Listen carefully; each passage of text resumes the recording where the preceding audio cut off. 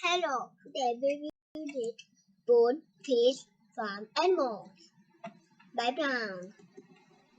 Let's go to the farm. It is at the backyard.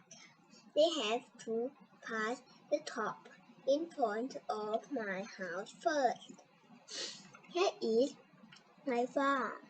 I have 4 horses. I have many chickens. I have a cow and a calf.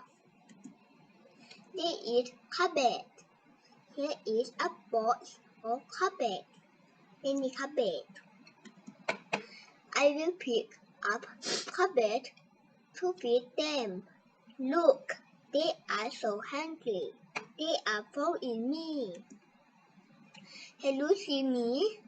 I stuck behind my horse. Help me out.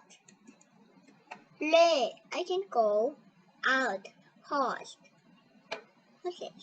Here are your cabbage. Oh, some cabbage are in the air.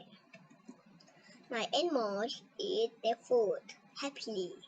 They are no more hungry. The end. Goodbye. See you next book. Bye bye.